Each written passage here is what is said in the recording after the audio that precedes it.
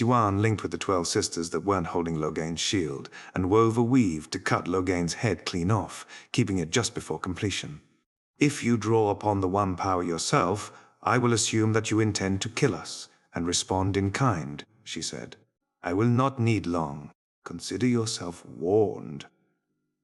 I have no death wish, Amelin, Logain responded fearlessly. Not yet, at least. Drop his shield, Siwan instructed. The sisters did so, and she had to admit to herself that she was surprised that Logain made no move to attack.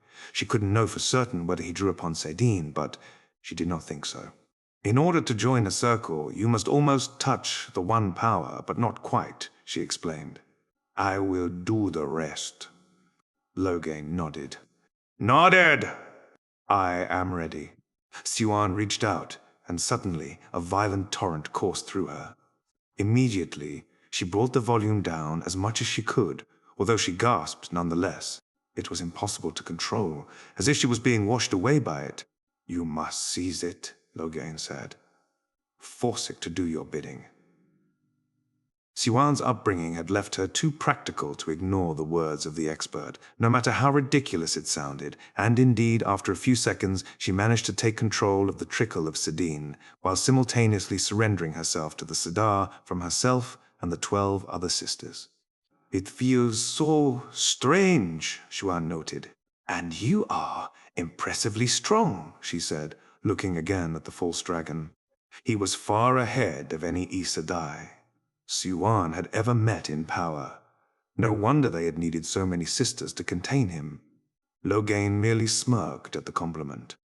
Meanwhile, Siwan added the last 2 sisters to the circle, something that was now possible. She spent a heartbeat marveling at that. In fact, 15 sisters combining their power, something that had not happened in thousands of years.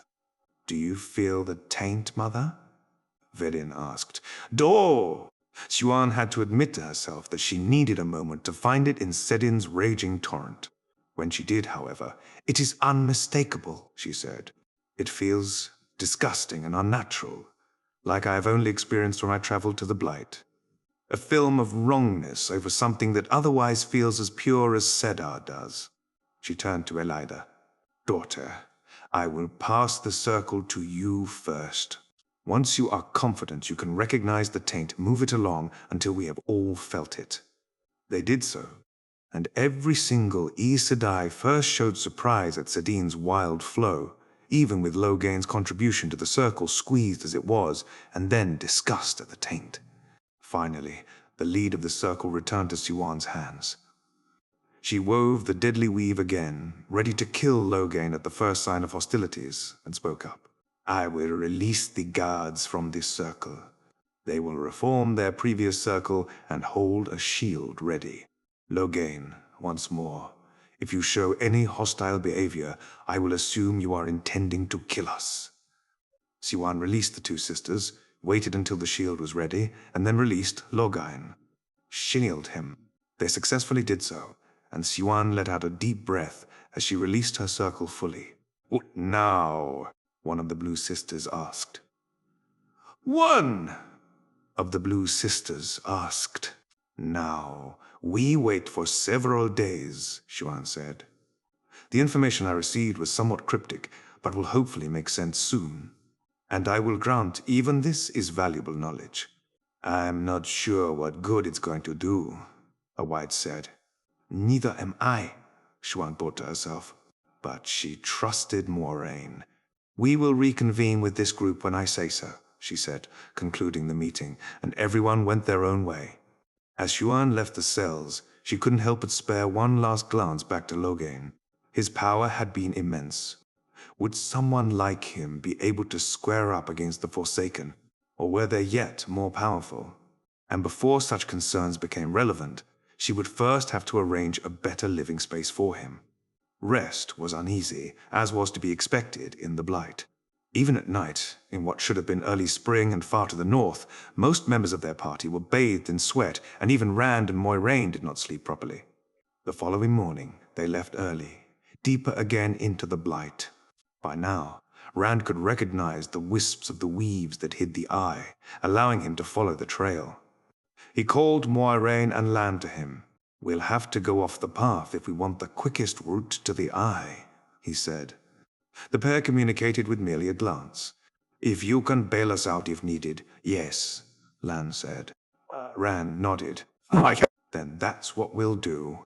Rand's previous visit to the Eye had seen a very short travel path compared to the standard. However, it was not the shortest possible. While several times he feared that the blight was about to turn omnicidal, like it did the moment something disturbed it, such as a tree grabbing an animal to snack on, as had happened last time, they reached the Eye without any actual disturbances. "A remarkably quiet journey," Lan noted as they suddenly crossed the line to a verdant oasis of life. And actual life, not the twisted version of the blight. The Eye was surrounded by a marvelous garden of flowers, lush trees, welcoming undergrowth, and a thick, soft layer of grass that accommodated even bare feet. A paradise, like the gardens of the Age of Legends, tended to by the Nim and the Ogier. Which made sense, as the Green Man was the last surviving Nim tasked to guard the Eye. The giant being appeared through the trees just then. He was far larger than even Loyal, and made of green vines and leaves. His hair was grass flowing to his shoulders. His eyes were hazelnut brown. Vibrant green leaves made up his tunic and bark his boots. He was in tune with the life around him in a way no human or even Ogier could ever match, as plants grew the way he wanted, and butterflies flitted around him and landed on top of him.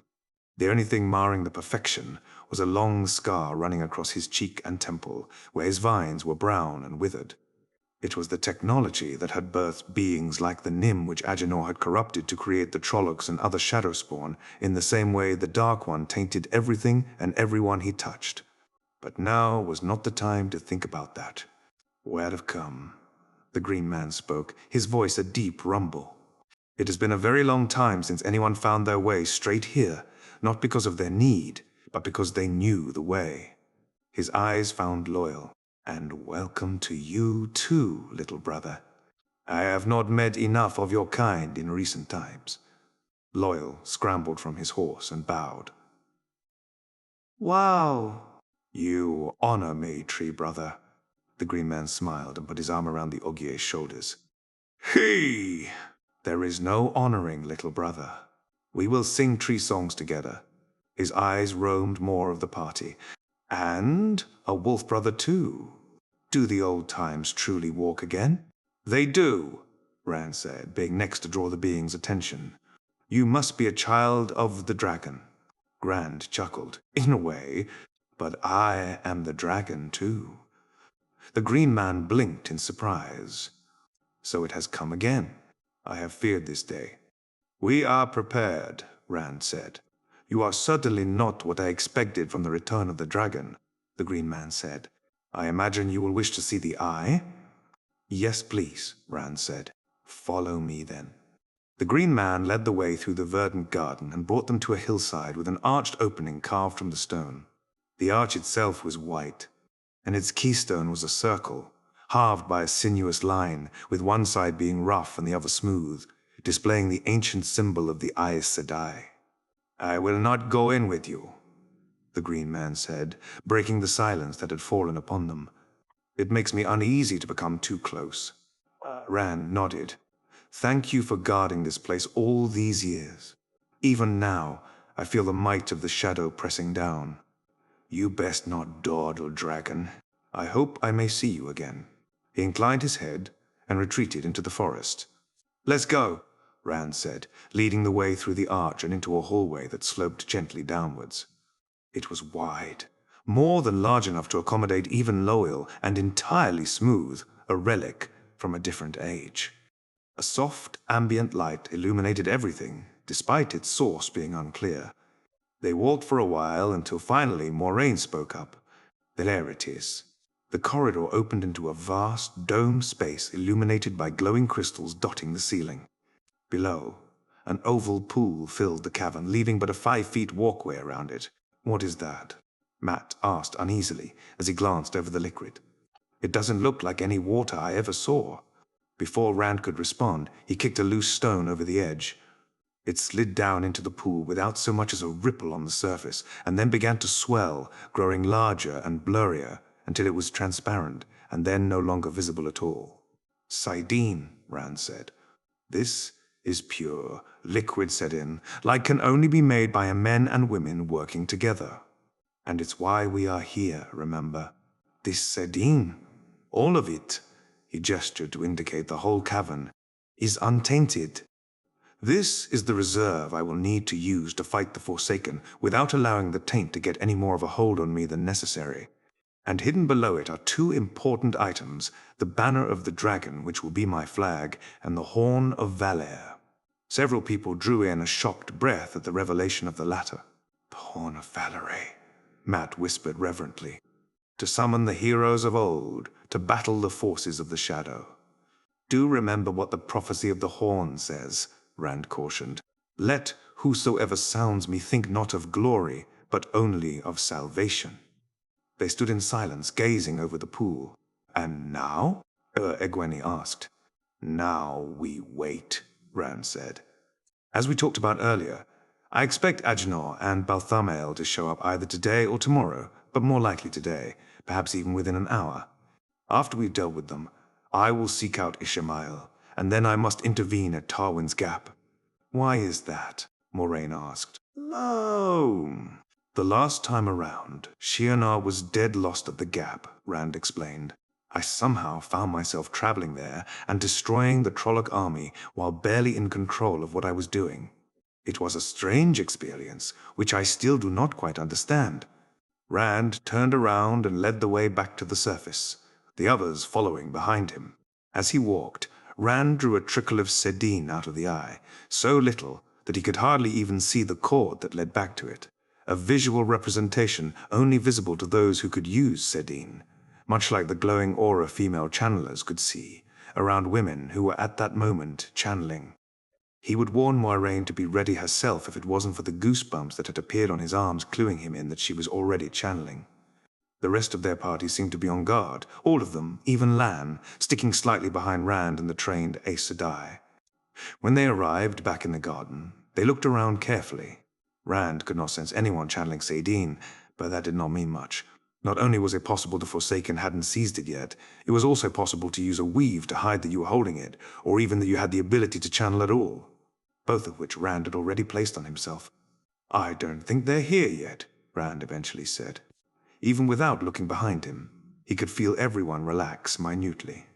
"We'll have lunch then," Moraine decided, although she did not release the source, and neither did Rand. The trickle he was using to keep his connection to the eye intact was so minor that it wouldn't matter. "They're unlikely to use violence immediately," Rand reminded everyone of what he'd explained them before. "They know that channelers in this age are far weaker than in the Age of Legends and believe themselves untouchable. Hubris is one thing all of the Dark One's lieutenants share." The Green Man joined them several minutes in, although he did not eat himself. The life he tended to gave him what he needed, he explained. He spoke of life and growing, easing the mood among them, and the Emon's fielders in particular as they ate. Rand had already finished his own lunch when the garden suddenly quieted. The Green Man stopped speaking immediately, and everyone rose at once, looking around to spot the threat. From between the trees, two men appeared. Although they both wore a dark cloak with a cowl up to hide their faces, Rand remembered what they looked like. They were old, impossibly so, as they had been sealed close enough to the boar to suffer from the passing of time. Skin drawn tight over bones, merely a few wisps of white hair, sunken eyes, and Balthamel might be even worse. He had hidden his face, and it had not been exposed last time around. "We have found you," Agenor rasped, his voice like bones gnashing against one another. Rand did not waste time, suddenly drawing vastly more Sedin from the eye and forming the weave of balefire. Agenor hadn't even had time to seize Sedine before the white-hot beam connected, and his shocked face looked haunted for a moment as his face, his clothes, his everything momentarily inverted in color before he faded away. Balthamel just barely ducked away from Rand's second beam, seizing Sedine himself. He began a weave of his own, and Rand started cutting his threads. Then, a thinner beam of balefire shot through the air from the side, and Balthamel met the same fate as his companion. Rand nodded to Moiraine in thanks and took stock of the situation. Last time, Baalzamon had not appeared until slightly later, but he wasn't even sure what had happened exactly. The world of dreams might have been involved.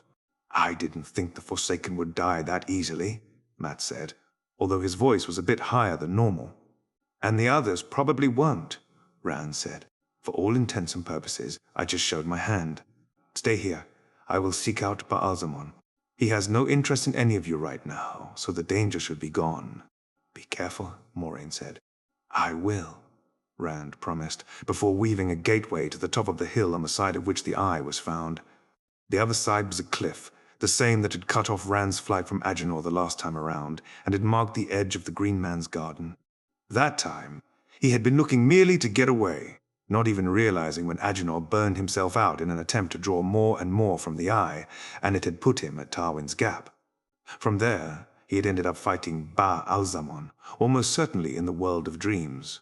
He looked out over the cliff, a dark vista of the mountains of doom ahead of him, jagged and unyielding black peaks that were too corrupted to host even the twisted imitation of life that the Blight did. It seemed likely to Rand that Ishamael had noticed his use of balefire, and that might draw him out. He traveled to a barren peak ahead of him, a flank of the true Mountains of Doom, and waited, looking around. In the next few minutes, Rand wondered if he had to travel all the way to Sheol Ghul to get Ishmael to come out. He did believe himself to be the Dark One, after all. He wasn't sure if he liked to take that much risk. While the seals were severely weakened, they did still hold back some of the Dark One's influence, and fighting at Sheol Ghul might damage them further. Thankfully, Baalzamon appeared a few dozen yards away, traveling with the true power, a method that could only transport oneself and seemed to distort reality. He looked as he had in Rand's dreams. Unlike Agenor and Balthamel, his appearance was that of a normal, good-looking man at first glance. He wore expensive, dark clothes and a blood-red cloak, and was tall, with dark hair. With Luz Theron's memories, he was easily recognizable as Elan Morin Tedronai, philosopher and longtime friend of Luz Theron, until he turned to the Shadow, one of very few to have done so in complete alignment with the Dark One's true goal, to break the wheel and end all existence. However, hot flames burned where his eyes should be, and whenever he opened his mouth, flames burned there too. That was a side effect of the true power, and perhaps so was his insanity, although Rand was not quite sure whether his centuries bound by the seals, yet aware of the passing of time, had played a larger hand in that. "Luz Therin Telamon," Baalzamon spoke once he had approached. "Baalzamon," Rand responded evenly. "Or should I say, Elan Morin Tedronai?" Surprise flickered over his face, and Rand immediately attacked, forming balefire. However, Baalzamon was ready, and he dodged to the side. Even as he did so, he wove lightning, and Rand responded by a conduit that diverted the strike. Rand wove fire and air, shooting arrows towards Baalzamon like he had done to the Trolloc forces a month ago, and Baalzamon traveled a short distance away, attacking from behind Rand with a complex web of fire, earth, and spirit that sought to explode the ground. Rand shielded himself with earth, and while molten rock blasted into the air around him on all sides, a beam of fire shot from his hands, moving where he guided it. Baalzamon threw himself to the ground, only barely dodging, and Rand stopped his attack to weave lightning. Baalzamon brought up a hand, and a shield diverted the strike. But more. Arrows of fire shot forth from Rand's fingers. Against this, too, the shield held, but Baalzamon was on the back foot with no time to stand up or travel away. Rand wove air and earth, and a rock 2 yards across released itself from the hillside, swept through the air as it gained speed, and impacted the ground where Baalzamon had been only a moment before. Rand twisted immediately, and a ball of fire shot out of his hands, accelerated by air, and it exploded into Baalzamon's new position before he had time to react. The flames disappeared after only a moment, although some hardy, corrupted weeds were still smoldering, and revealed a charred husk of a body, barely more than blackened bone and some bits of stinking, burned flesh. Rand approached and inspected the remains, although there was little need. Ishamael would be back, as Rand hadn't had time to weave the complicated web of balefire, but this would buy time, enough time. Rand wove a gateway, and was glad to find that the weave took, leaving a location required familiarity with it, and his previous arrival through a gateway combined with the intense fight while he was there appeared to have been sufficient. He stepped through, finding himself in a rather similar location to where he was. Here, too, the mountains of doom rose high, but in front of him there was a broad pass. There, 200 yards away, stood a mass of Trollocs, thousands or perhaps more than 10,000 in number, their forces flowing up onto the slopes of the mountains. Hundreds of Fades accompanied them, and Dragkar swept through the skies on their large, leathery wings. Behind Rand stood the forces of Shienar, dwarfed by their opponents, yet determined to defend mankind against the shadow. The battle, no doubt, had been just about to begin. Rand formed a flaming sword in his hand, like he had done so many times before he'd received formal training in the One Power, when it was one of the few weaves he knew how to perform, and raised it high above him. Both sides noticed him at around the same time and watched in confusion. Then Rand channeled, and Trollocs died. Waves of fire shot out of his sword, rolling across the blasted land as they grew and widened. He stomped his foot, and the earth itself moved, waves traveling towards the Dark One's army and growing in size to consume them. Blossoms of fire exploded between the Trollocs, and a lightning strike fell. A Dragkar. A second followed moments after, and then they shot down from the sky in a rhythm faster than one could count, their harsh claps melting together. The Murderer pointed to Rand, ordered their troops to strike him down, only to be set on fire, consumed by earth, or electrocuted by lightning. And Saidin, pure, clean Saidin, coursed through Rand for the first time in more than a month as he wove beautiful destruction against the forces of the Dark One. The light would know victory on this day. Thousands of Shadowspawn were vanquished in mere minutes, and when the flow from the eye started to weaken, Rand ended his onslaught. He turned around, facing the Shienaran army that had been watching in astonishment, raised his sword in a salute, and traveled back to the Green Man's garden. Several people sighed in relief when Rand returned, and his father wrapped him into a fierce hug. "Did everything work out?" Moraine asked anxiously. "It did," Rand responded. "Although I was unable to get Ishmael with Balefire, so he will return. We'll have time for that, though. The Dark One's resurrection clearly isn't instant. So now we'll go cleanse Saidin," Moraine said, as if she couldn't believe those words. "We will," Rand agreed. He turned to the Green Man. "How about you? Do you wish to stay here, or would you rather leave? Perhaps you could live the rest of your days with the Ogier, tending to a garden that does not need to fight the Blight every day, teaching them your songs and what you remember from the Age of Legends." The Green Man inclined his head to acknowledge Rand. "I will consider it. I will consider it. Could you perhaps return here soon, so that I do not need to make my decision now?" "Of course," Rand said. "Your time. You have earned whichever path you choose from here." He turned back to Moiraine. "Before we leave, we must go down into the Eye and collect what it hid." "Right," she said. "I had forgotten about that." "I think we all did," Tam said. "This has been a rather exciting day." Together, they made their way down into the chamber, descending in the empty cavity that had contained the Saidin, at the bottom of which they found a chest containing the artifacts Rand had mentioned, as well as— "What are these?" Thum asked. "Between everything else that happened at the Eye, I had forgotten all about that," Rand said. "Those are the pieces of a seal on the Dark One's prison.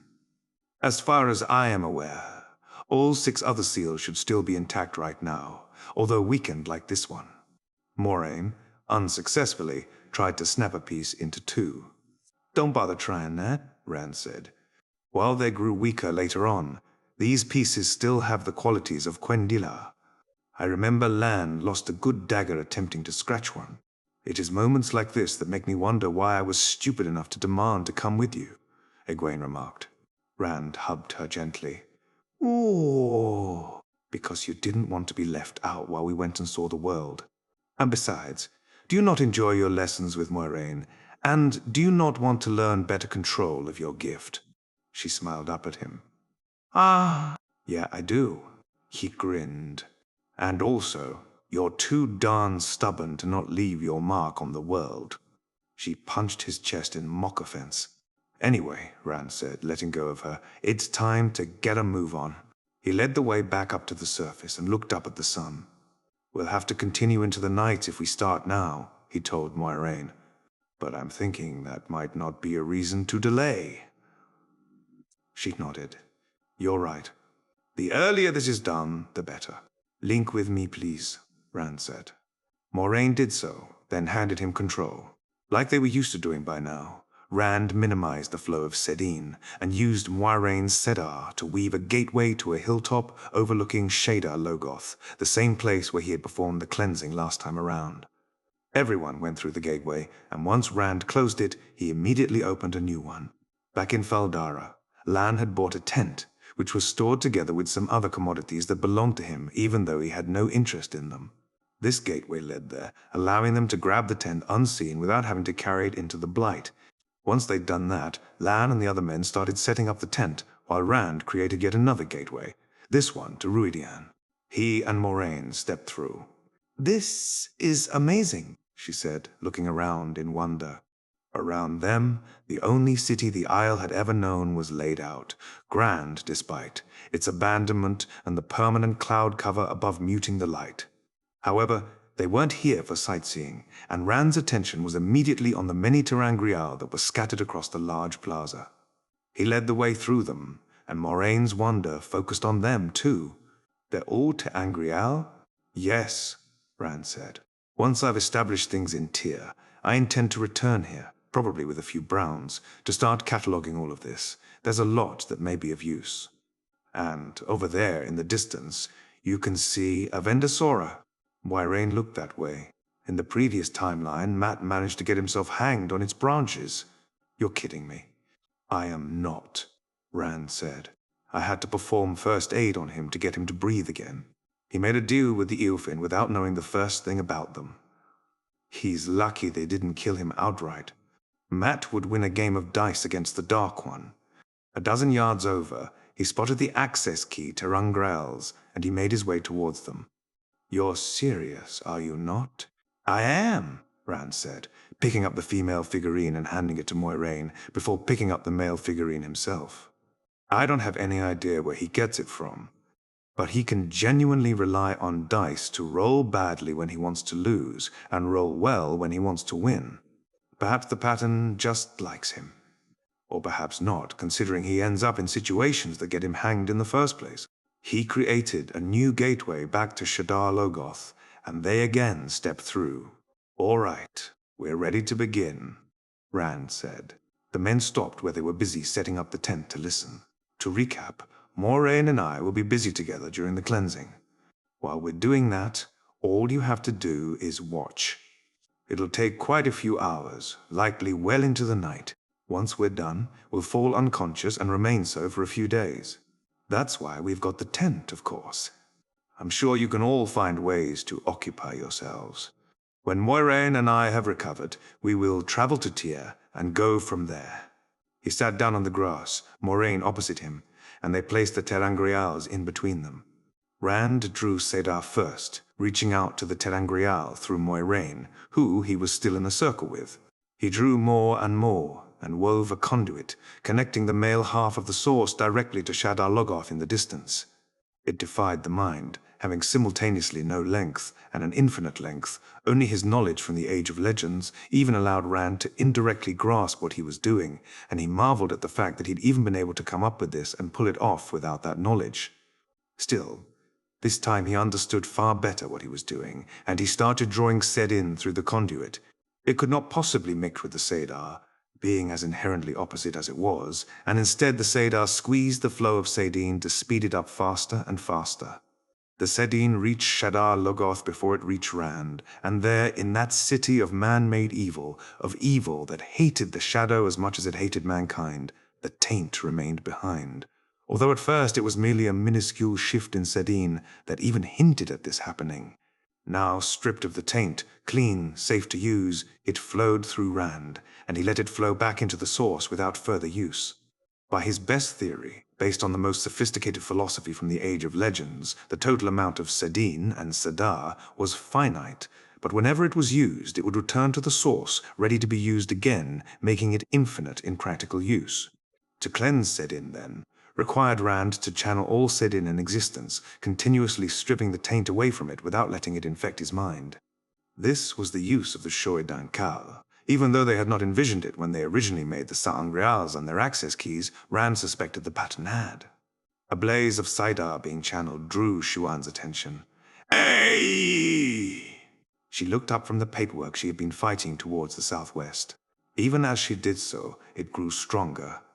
It wasn't at the White Tower, or even Tar Valon. No, it was much, much farther away.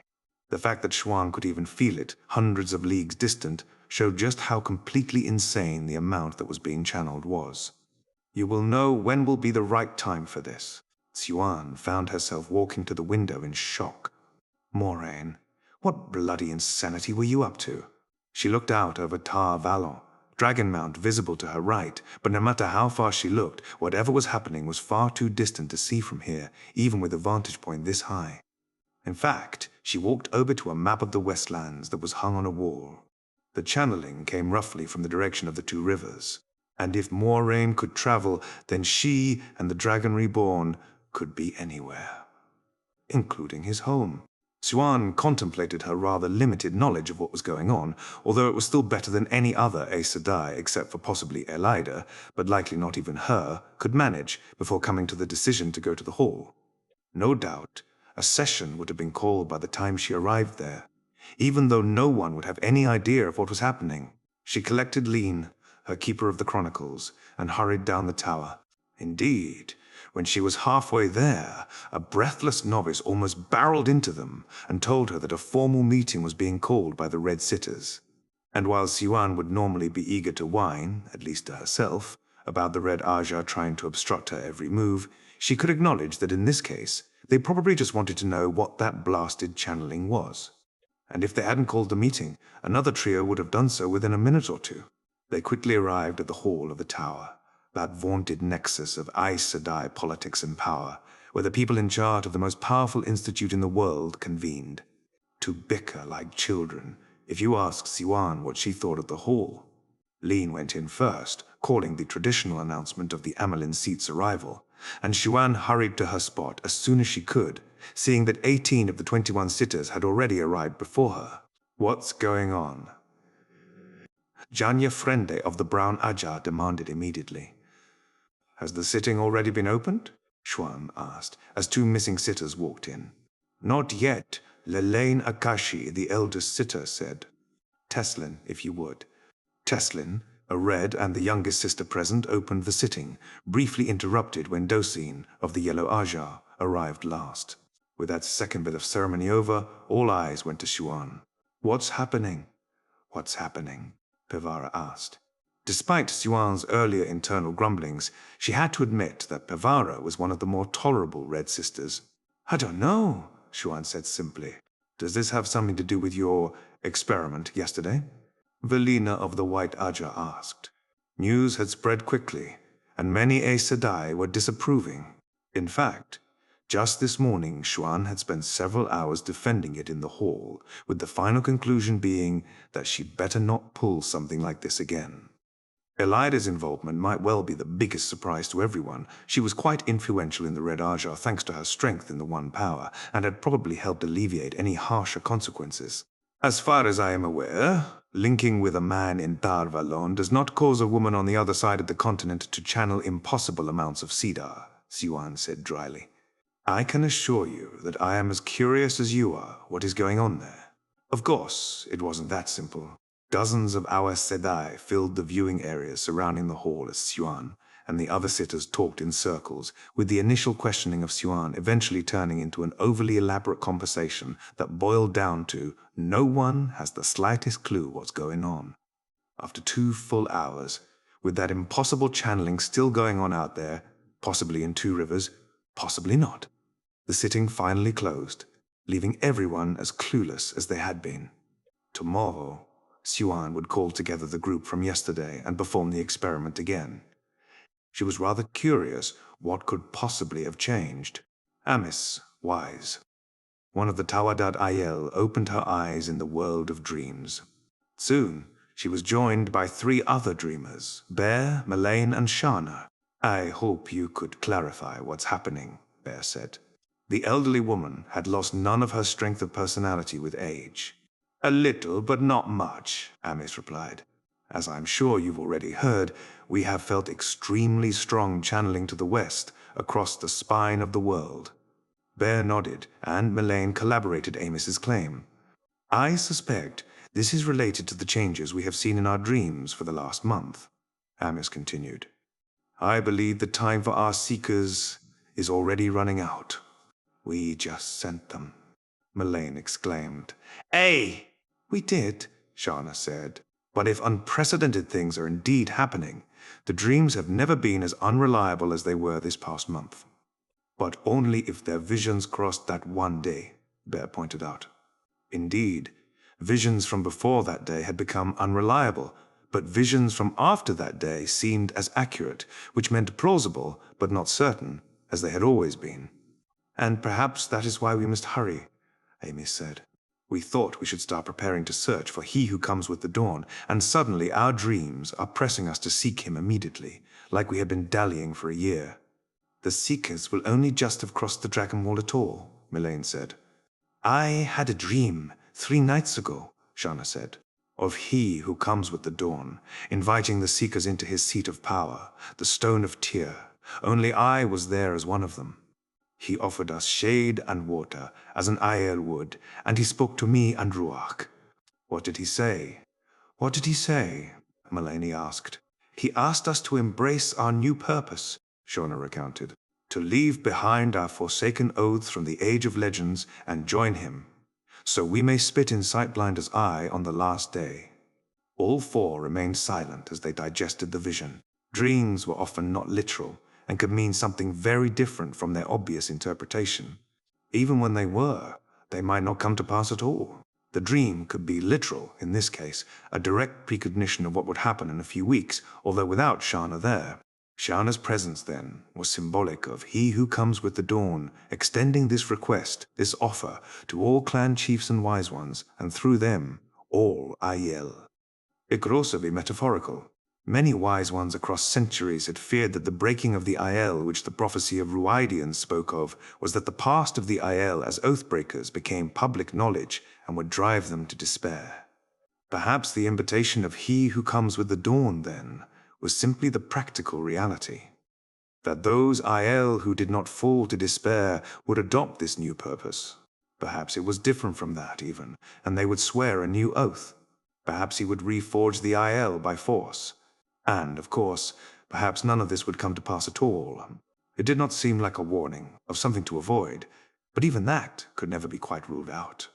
"There is only one conclusion I dare draw from that," Bear said. "The Seekers will be late to the stone, even if they go there immediately." "I agree," Shana said. "I've wondered about this dream since I had it, and I would have shared it earlier if we had met before tonight. However, by itself it did not seem quite worth calling for an early meeting. Various groups of wise ones would meet with some regularity to discuss the Seekers and, where they could, steer them by appearing in their dreams. The 4 of them were supposed to have this meeting 2 days from now, but with all channelers feeling immense amounts of the one power being used to the west, they had all understood that it was necessary to speak to each other immediately. "The dreams changed a month ago," Amy said, "and I think this is just the next step." "I agree," Melaine said, nodding. "We'll send them to the stone after we speak to the other wise ones," Shona cautioned. "Of course," Melaine said. "Then let's go speak to them," Armis said, concluding this meeting. High Lord Turak settled down in the ship's cabin as his highest officers and High Lady Suroth joined him, together with a few Suldam and the Damane they had chained. "Orwin, please explain what the Damane have been reporting." "There is extremely strong channeling going on to the east," the Sultan explained. "All Damane I have spoken to report the same. They say it is hundreds, perhaps even thousands of leagues away, and the amount is comparable to what all Damane together would be able to manage." Turak suspected that everyone here was already aware of this information. They all had at least one Sul dam in their entourage. However, it was always good to ensure there could be no confusion about what was being discussed in important meetings. Could it be an extremely strong damane? Suroth asked. Impossible, Esonde said. Even the strongest damane in all of Shanchan would only be able to channel a fraction of this power. We also need to consider the possibility that there may be Marath damane, Turak said. We do not know what we will find when we arrive. They may have forgotten their oaths. Esonde shook her head.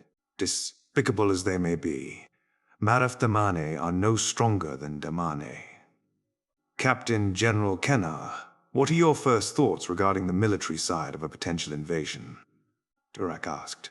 We must be on guard for the possibility of having to fight opponents with access to the one power like our own do, High Lord, Kenna replied. Do we need to reconsider our plan to gain a foothold in a remote area and gather information first? If there is unity across the Arith Ocean, whether it be Hawkwing's empire or a new one, a foothold may provide time to gather a force to oppose us, High Lord. With only the forces of the High Lean at our disposal and Damane on both sides, this could drive us back into the sea. And if there is no unity, then we are almost certainly able to match any one nation we find, even if their armies include channelers. Only an alliance would risk our success. Turak glanced at Suroth, trying to divine her thoughts. She was the only one who was close to an equal. Turak was a member of the royal family, 12th in line to the throne, as shown in the way he kept his head fully shaved. But Suroth was herself of the high blood, shown in how she shaved everything except for a small band in the middle, where her dark hair grew long. She did not speak up, however, so Turak asked the next question. If we do not establish a small foothold first, how do we know whether we need to conquer in the first place? An excessive show of force might lead to misunderstandings. We could commandeer a smaller ship or two, interrogate the sailors, and, if needed, use such a ship to get scouts to land unnoticed, Kenna said. Once they return, we can make an informed decision. However, it may please the High Lord and High Lady to already make plans for every possibility. If we are not welcomed, we should push hard, Suroth said. Leave them no time to organize a resistance, whether they are unified or not. It is at the very least worth considering, Turak said. Your thoughts, Captain General? Turak's suspicion that Kenna would have his doubts were immediately confirmed. High Lord, in order to mount an effective push like that, we would need more troops than the High Lean has. Would we need those immediately? Turak asked. Kenna considered the question. No. The High Lean forces are sufficient to establish a presence. However, more forces would have to arrive quicker than the time it takes for a messenger to sail across the Arith Ocean, forces to prepare in the homeland, and those forces to sail back east. Turak nodded, meaning we would have to mobilize those forces before we land. Yes, High Lord. We now have confirmation that Artur Hawking's lands are where we believe them to be, Suroth said. What if we mobilize additional forces that can back us up once we have arrived? Turak considered that, as did Kenna. Captain General, what would you do if it turns out that Hawkwing's descendants still rule his lands? We could send a messenger back and have the fleet turn around, he said with a hint of uncertainty. However, it would be a costly endeavor. But we do now know that they have powerful channeling capabilities, Suroth said. Would that not justify sending more forces beyond what the High Lean was granted? It would, Turak said. We will take the safe path. A messenger ship will return to the homeland to report how events unfolded and request more troops. High Lady Suroth, I propose we both offer to personally reimburse 25% of the financial costs incurred by the reinforcements if it turns out they are not needed to reduce the risk the Empress, may she live forever, takes by preparing them and sending them out. That is a risk that seems worth taking, she said. Ensure that the messenger is clear that we only take these financial costs if they are sent back to the homeland. Of course, Turak agreed. The Empress, may she live forever, decided on the High Lean, and its financial risks personally. If Artor's lands are hostile and we need to invade, the Empire also stands to gain more, as it will assume direct governance. With that, the meeting was concluded, and Turak sent everyone back to their own ships while he started carrying out the decisions they made.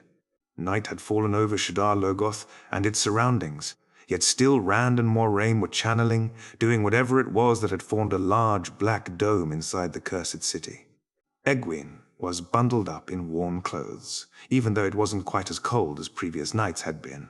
Nynaeve had listened to the wind and told them spring was finally coming, which Tom said was because they had beaten the shadow at the eye.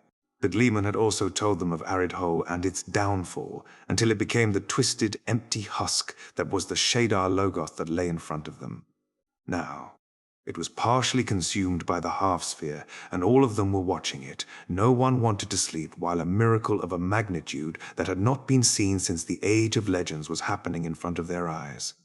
Despite that, conversation had fallen quiet some time ago, and Egwene and Mat had both found themselves nodding off a few times. No matter how much Mat denied it, something about the dome suddenly caught Egwene's attention, beyond the way she'd been staring at, and beyond it. As she watched, a flame started to writhe up from the smooth surface of the dome, as black as the dome itself. Another one formed, and a third, and more joined them, until the entire thing burned pitch black. Then, it collapsed in on itself, vanishing into a point and taking the Forsaken City along with it. 6 heartbeats later, a thundering noise made itself known, and a strong wind began blowing towards the city, making Egwene hold on to the loose shawl she had bound around her head for warmth. Was that it?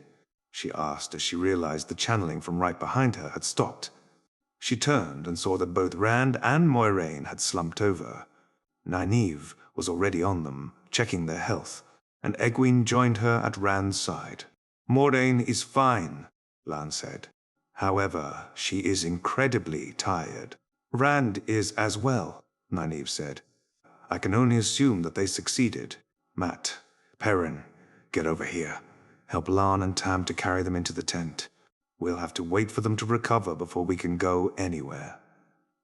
Egwene walked along as the men, carried him inside, watching his peaceful face. He had changed tremendously, with those 2 years of the future weighing on him, and centuries of knowledge from a forgone age. And yet, he was still the same good-hearted boy she'd crushed on in Eamon's Field. If anything, it showed even more clearly now that he had lost his awkwardness. She grabbed the blanket and put it over him before crawling under it herself, hugging herself against the tall redhead. Part of her worried about how much she had to learn in order to balance Rand as a wife or girlfriend or whatever the future would make them should. But she was never one to shy back from a challenge, and she was determined not to disappoint him. Siuan led her previous group of sisters to Loghain's new quarters, where 4 other sisters were standing guard. None of these were part of the 14 that had linked with him a few days ago. "Mother?" Bavara queried. "Da!" Siuan and Elida had agreed on her because she was one of the Reds least likely to cause issues about the experiment, on top of being one of the more influential Reds.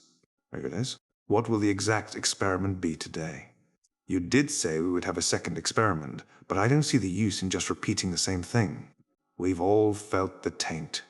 "We have," Siuan agreed. "Dai!" "The letter I received was somewhat mysterious, but I trust the sister who sent it. We will repeat the experiment in the same way as the first time, and I will be just as disappointed as you if we don't learn anything valuable." Although everyone kept their Aes Sedai mask up, Siuan had no trouble picking up on the annoyance of several sisters who clearly thought this was a waste of time. Siuan wasn't sure if she didn't agree, although Moiraine had obviously known something big would happen, and this seemed related to it, which was why she carried on with it anyway. "You can enter with us," she told the guards. The Amelin seat was above things such as knocking, so Siuan simply marched ahead into Loghain's quarters. The false dragon was sitting at a table, reading, although he looked up when they entered.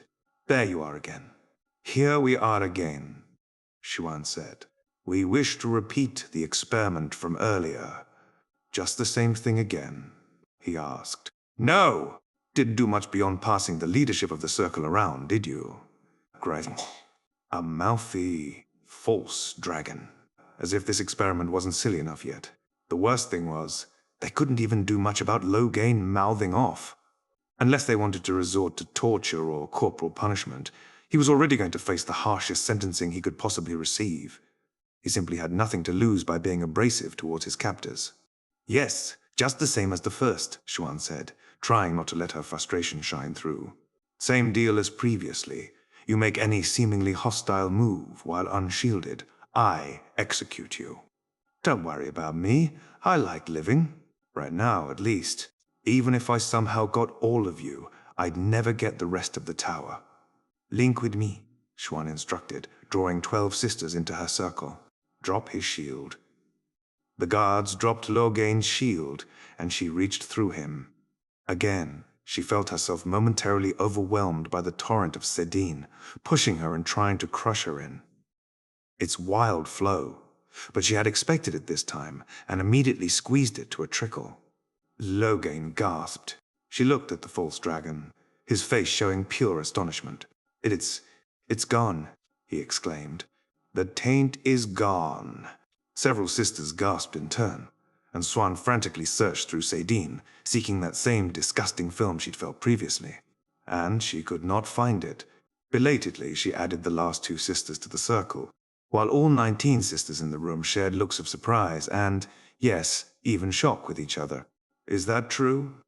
Elida asked sharply. That cannot be true, can it? I can't feel it, Xuan said. I remember what it was like, and I can't find it again.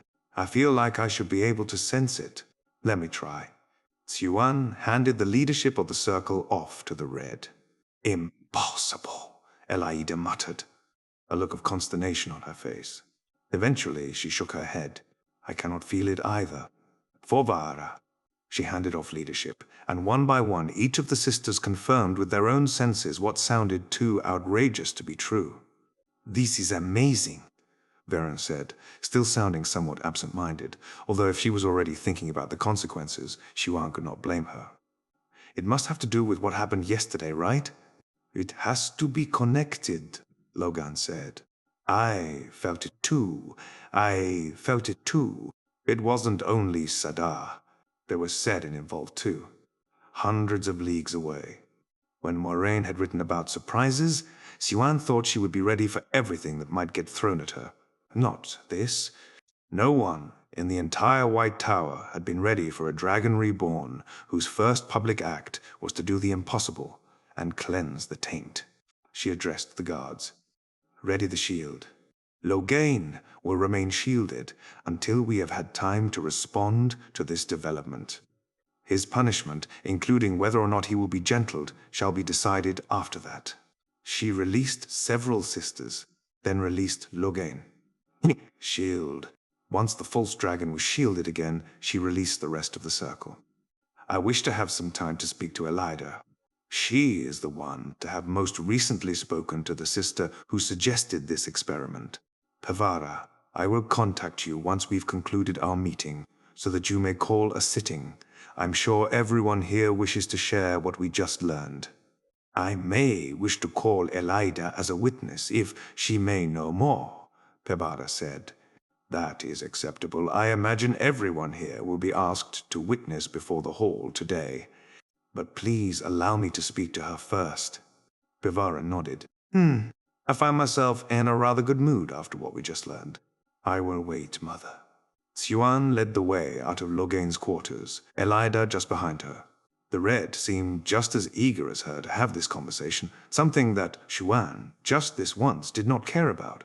Cleansing Sedin was world-shattering. No one, certainly not Xuan, had even believed it possible. But more importantly, it would fundamentally impact the Aes Sedai way of life in more ways than she could even imagine. Would they start accepting men in their ranks? Who would even teach them? What was the purpose of the Red Aja supposed to be now? Although Elida was probably bursting with questions just as much as Xuan herself, they both remained quiet until they arrived in Xuan's chambers, where Xuan sat down behind her desk, Elida opposite her. I need everything you know about Rand al'Thor, Xuan said. Nothing held back. This has to do with him, doesn't it? Elida asked. But, oh, who is he? You have met him, I have not. I'd imagine you know better than I do.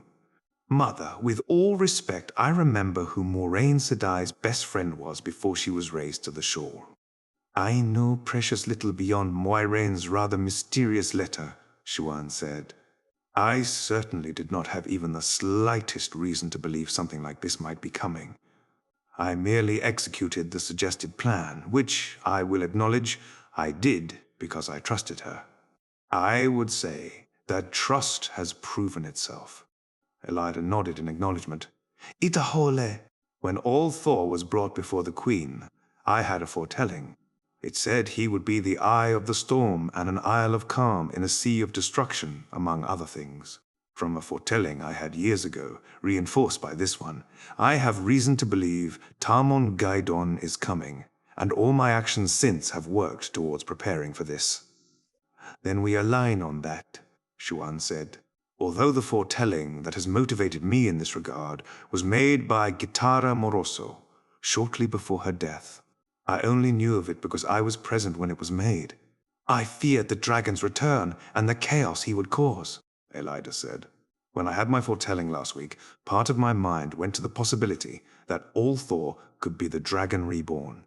But the words I spoke seemed a clear contradiction to that.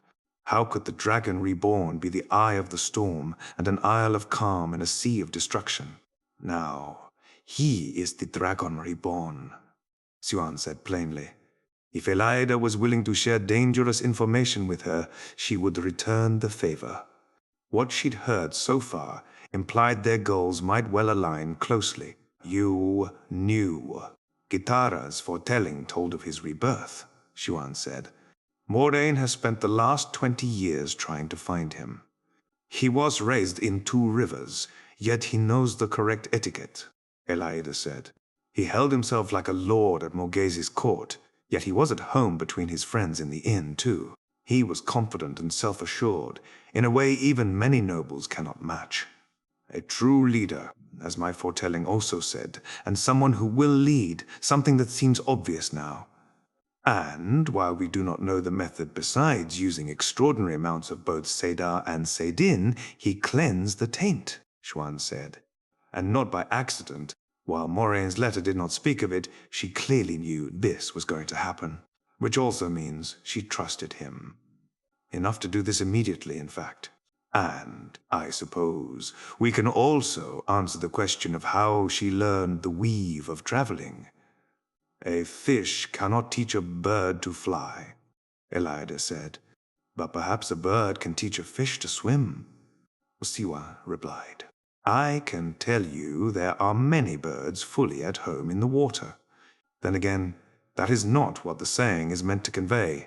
Let's not make any hasty assumptions, only that when it concerns Randall Thor, we should be careful not to name something impossible too easily. Whatever happens next, we will need more information, Elida said. The dragon and Moraine need to visit Tar Valon. Unless you know more, Mother. Precious little, Xuan said. I am very impatient to speak to both of them. Myself. Moraine wrote in her letter that they would visit soon and, I quote, hopefully within a week's. I will give them that long. Elida nodded and stood. This has been an enlightening conversation, Mother. And I respect your efforts, even if I may disagree with some of the decisions. I imagine we will be talking more in the near future, Xuan said. For one, I will wish to hear more about your foretellings. But for now, you may inform Pevara that she can call the sitting. And please keep everything we discussed in this room secret until there is no longer a need to. The shadow has ears everywhere. I will, Mother. She turned and left for the Red Ajar quarters, while Swan went and collected Lean so that she could arrive at the sitting as soon as possible. Rand woke to soft conversations in the distance. The first thing he noticed was that he was hungry. He didn't feel as stiff as he'd have expected after several days of unconsciousness, and attributed it to Nynaeve caring for him, and Moiraine throughout. He remained under the covers for a minute or two longer, but the hunger became too pressing, so he tossed them off, stretched his limbs, and made his way out of the tent with a slight wobble to his step that would hopefully be gone soon. You're awake, Egwene exclaimed immediately, rushing to his side for a hug. Rand returned it with a smile. How long? 4 days, Egwene said. Nynaeve said you'd be all right, but I was still a bit worried. That's okay, Rand said. In fact, unflattered. Don't grow too big-headed, Woolhead. Chuckled. Her promise. So, did it work? Egwene asked, looking up at him with her large brown eyes from where she was still hugging into his chest. He smiled and seized Sedine. Delicious, Cleen said in. It did. My congratulations, Loyal rumbled. Tom grinned past his pipe. I do have to say, being in your company has certainly been worth it so far, even if I fear I may soon run out of charcoal or ink to write things down with. And you don't even have a court for me to be a bard of yet. I do intend to have one by sunset, Rand said, glancing up at the sky and finding it was early in the afternoon. Tom laughed. I suppose this is what OGA feel like when dealing with normal humans. That, in turn, made Loyal laugh, too. My life has certainly reached a new level of excitement since meeting you, Rand. Has Moiraine woken up? Tam asked. Rand looked over his shoulder. She hadn't when I did, but I imagine it won't be much longer. I'd like something to eat, though. I'm not surprised to hear that, Nynaeve said, already rummaging through a bag. Get over here, Woolhead, chuckled. Not cutting me any slack, are you? Someone has to be the responsible one here. I would never deny you your rightful place, Nynaeve. She handed him some of their rations. You become annoyingly good with words, you know that I need to. Soon, you'll start learning from the Aes Sedai, Rand smirked. Don't get too irreverent now, she threatened. I just averted a fate of insanity, Rand said. You'll have to forgive me for being in a good mood. And thanks for watching over us while we were unconscious. And tending to us, if I'm not mistaken from the lack of stiffness I'm feeling. He sat down on the ground, and Nynaeve lowered herself next to him. I'm sad I had to miss you growing up, Rand, she said. You're making me proud, though. I don't think you'd say that if you were actually there, Rand laughed. I remember many, many times when you were rather exasperated with me. I must have done something right, Nynaeve joked in a haughty tone of voice. I wouldn't have been so insistent on having you accompany me if you hadn't done a lot of things right, Rand said. People in positions of power need one thing above all, and it's people who'll say no to them, while also having their best interests in mind. You, Moiraine, my father, you're all like that, and not too many others are. That does sound like a healthy starting point, Nynaeve said. I'm not sure how I can provide that for you if I'm at the White Tower to learn how to channel, though. She sounded a bit sour at the thought, but she'd relented after a lengthy conversation on the reasons in favor of doing so. I'll still have Moiraine and my father, Rand said. And we have traveling. The White Tower might not officially allow visitors, and men in particular, to novices and accepted, but I would be very surprised if they tried to make a big thing out of it if I met you and Egwene on occasion. And I'll probably want to regularly meet with the Amelin seat for political reasons, so it's not as if you're the only reason I'm there in the first place. Rather you than me, Nynaeve said, with the politics. With the politics! It's not so very different from the village council, women's circle and wisdom, Rand said. Except people feel a lot more self-important, and you're making decisions about thousands of people whose names and faces you don't know, instead of individual people or groups that you're personally familiar with. I'm not convinced that makes the decision-making any better, Nynaeve said with a frown. It does not, Rand said. Quite the opposite, in fact. And when you consider the average decision made by the village council, what about the Aes Sedai? Nynaeve asked. Do they help? Do they hurt? The best are like Moiraine. She would give her life in a heartbeat if it saved me, as the prophesied savior. The worst. Something like 1 out of every 5 Aes Sedai is sworn to the Dark One. I imagine that would tell you enough. Nynaeve gasped.